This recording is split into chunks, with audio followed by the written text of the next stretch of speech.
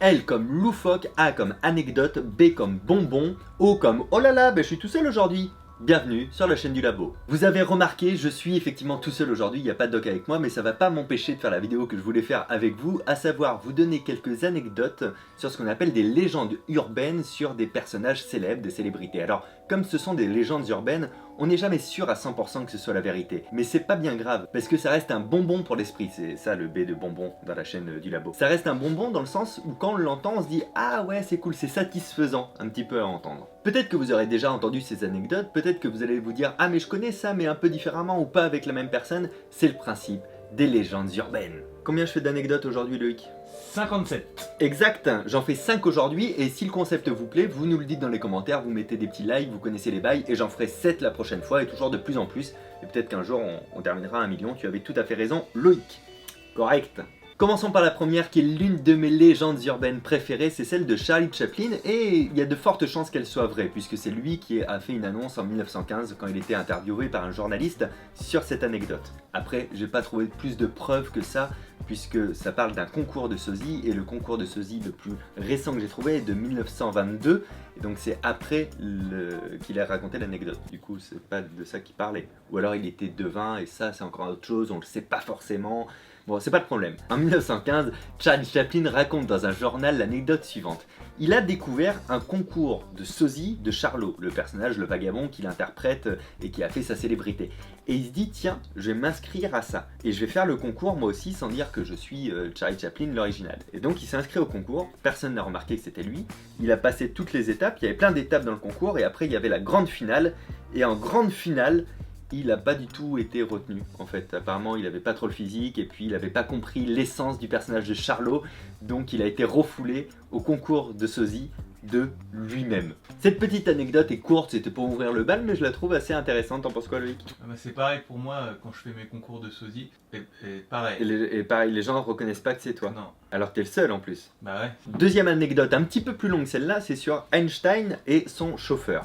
Alors Einstein, quand il a découvert la théorie de la relativité E égale mc au carré, il n'était pas connu comme aujourd'hui, surtout pas son visage, son nom déjà pas beaucoup, mais son visage encore moins, il n'y avait pas les nouveaux médias d'aujourd'hui. Donc il a fait une tournée de conférences où les gens le découvraient dans les universités, dans plein d'endroits comme ça, avec des scientifiques, où il expliquait toute sa théorie de E égale mc au carré. À l'issue de ces conférences, il y avait toujours un temps de questions-réponses avec le maître, où on pouvait lui demander des détails, des précisions, un moment d'échange entre gens cultivés, scientifiques et Einstein. Et sa conférence, il l'a faite des centaines et des centaines de fois. Et il part aux États-Unis, et là aussi il a fait des centaines et des centaines de fois, peut-être pas des centaines et des centaines, j'exagère, mais énormément de fois. Et un jour, il est dans un restaurant avec son chauffeur, il l'accompagne sur toute cette tournée de conférences sur tout le territoire des États-Unis, et son chauffeur lui dit de toute manière, je connais tellement bien votre conférence, je l'ai tellement entendue que je pourrais la faire à votre place.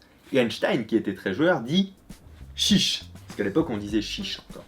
Il lui dit chiche, demain on est à Détroit, je fais la conférence là-bas, mais vous allez vous habiller vous en costume et moi en chauffeur, et c'est vous qui allez faire la conférence. Et donc acte, le lendemain, c'est le chauffeur qui fait la conférence en se faisant passer pour Einstein. Effectivement, il l'a dit très précisément, il la développe extrêmement bien.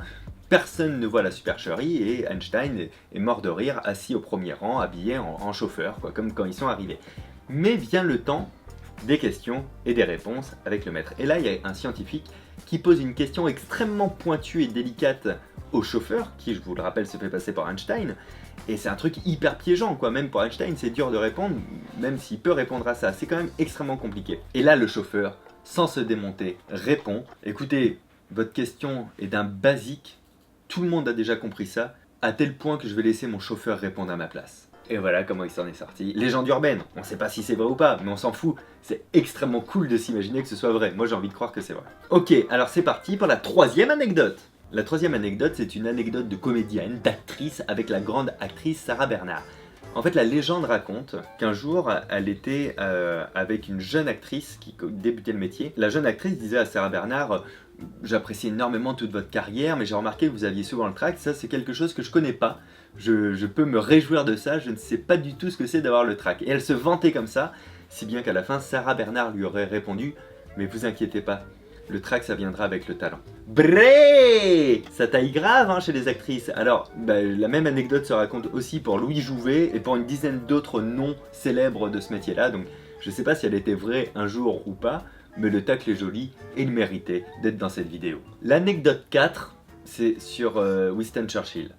Et je pense que sur lui, on pourrait faire une vidéo entière d'une quinzaine de minutes, tellement il avait le mot juste et tellement il clashait grave, tu vois. Churchill était pas très copain avec Bernard Shaw, qui lui écrivait des pièces de théâtre. Ils étaient en opposition sur plein de sujets, mais tous les deux britanniques, ils respectaient un petit peu la bienséance britannique des protocoles.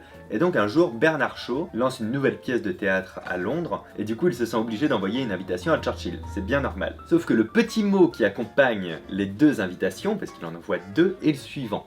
Je vous ai réservé 2 tickets pour la première de ma nouvelle pièce, point. Venez avec un ami, 3 petits points, si jamais vous en avez un. Ça envoie un petit peu quand même d'envoyer ça à Churchill. Mais Churchill, qui a toujours le bon mot, lui a répondu, alors il a décliné parce qu'il pouvait pas venir, mais il lui a répondu la chose suivante. Je ne pourrai pas venir à la première, mais je viendrai assurément à la deuxième, 3 petits points, si jamais il y en a une. Bré! Il y en a plein sur Churchill. J'aimerais bien en faire une vidéo un jour sur lui, mais plutôt sur la chaîne du labo. Ok. Ou alors je fais des anecdotes, Churchill et d'autres personnes, et il faut que ce soit Doc qui devine si c'est Churchill ou quelqu'un d'autre qui a dit ça. Ah ça c'est pas mal. Qu'est-ce que vous en pensez? Dites-moi dans les commentaires. Je vous écoute. Maintenant en fait, vraiment c'est en temps réel. Cette vidéo est un live, vous avez peut-être pas vu ça. Prank. 5e anecdote, l'anecdote du train. L'anecdote du train, c'est une anecdote très très bien. Alors l'anecdote du train, c'est un truc que je connais depuis longtemps. C'était avec un acteur, un ancien acteur, apparemment célèbre, mais j'ai oublié le nom. J'ai passé une journée à faire des recherches sur internet, je la retrouve nulle part. Comme c'est une légende urbaine, je suis même pas sûr que ça soit vrai, mais l'anecdote était assez cool. Donc, vous imaginez l'acteur que vous voulez. Imaginez un train. Dans ce train, une main géante. Non, ça c'est dans mon spectacle. Imaginez un train. Et dans ce train, il y a cet acteur très célèbre qui rentre dedans, il va s'installer en première classe, dans un wagon tout seul. À l'époque, c'est les wagons, vous savez, avec les banquettes face à face, un peu comme dans Harry Potter. Eh bien, quelques minutes après, il y a une femme qui arrive avec son enfant, alors que le train est déjà parti et qui s'installe en face de lui. Et lui, il est un petit peu saoulé, parce que c'était quelqu'un d'un petit peu hautain, d'un petit peu aigri, tout ça. Il se met à fumer son cigare, à l'époque. C'est pas interdit de fumer dans les trains. Donc il fume un gros cigare, il envoie des grosses bouffées de fumée vers eux. Et au bout d'un moment, il y a la dame qui dit bah, vous pourriez faire attention quand même parce qu'il y a mon enfant et puis on se prend tout, enfin c'est pas très agréable. Et lui il répond pas, il dit rien, jamais il ne pipe mot et il continue à fumer son cigare. Et à un moment donné, il y a les contrôleurs qui passent devant, juste pour traverser. Et là, il ouvre sa bouche, il les interpelle, il fait excusez-moi, est-ce que vous pouvez regarder le billet de cette dame s'il vous plaît? Et il faut savoir qu'à l'époque, il y a 2 couleurs pour les billets verts qui correspondent à la seconde classe et les billets rouges qui correspondent à la première classe. Donc il contrôle le billet de la dame, et en fait il contrôle que c'est un billet vert, et donc elle devrait être en seconde classe, et lui mettent une amende, et ils repartent. Ils repartent, et juste la dame elle dit, partant, putain, mais c'est vraiment pas sympa, enfin pourquoi vous avez fait ça? Et puis, comment vous saviez de toute manière que j'avais un billet pour la seconde et pas pour la première? Et là il la regarde en tirant une grosse bouffée, et il dit, parce que mon billet est de la même couleur que le vôtre. C'est pas très sympa. Je finis mon mime. Si quelqu'un se souvient de qui on parlait dans cette anecdote, ce serait encore plus cool. Ça aussi, n'hésitez pas à me le dire parce que j'arrive pas à retrouver l'info et je trouve ça fort dommageable. Et maintenant, c'est quoi?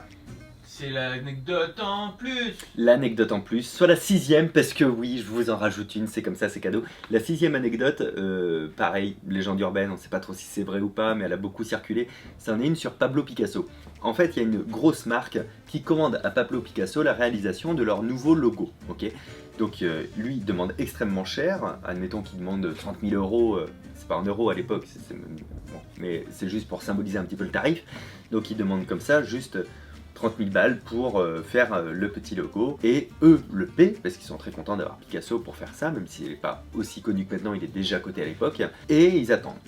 Ils attendent une semaine, 15 jours, 1 mois, 2 mois, 3 mois, 6 mois, au bout de 6 mois, ils n'ont toujours pas de nouvelles de Picasso, et là le PDG est hyper vénère, et il se rend chez Picasso, et il ouvre la porte, il frappe, et il dit bon, comment ça se passe, ça fait 6 mois que j'attends mon logo, on a versé une somme mirobolante pour ça, parce qu'à cette époque on pouvait encore dire mirobolante, comment ça se fait que je l'ai pas? Et là Picasso fait oui, c'est bien normal, il prend une feuille, il prend un crayon, il dessine un logo en 30 secondes, qui correspond exactement à ce qu'il faut pour cette marque-là, et il leur donne, il fait voilà votre logo. Et là le PDG est satisfait en même temps, parce que le logo lui convient parfaitement, mais il fait mais non, en fait j'ai payé 30 000 euros pour 30 secondes de travail, quoi. Ça vous a pris 30 secondes de faire ça. Et là, Picasso répond, non, ça m'a pris toute une vie, plus 30 secondes, pour être capable de dessiner ça. Magnifique, c'est juste magnifique.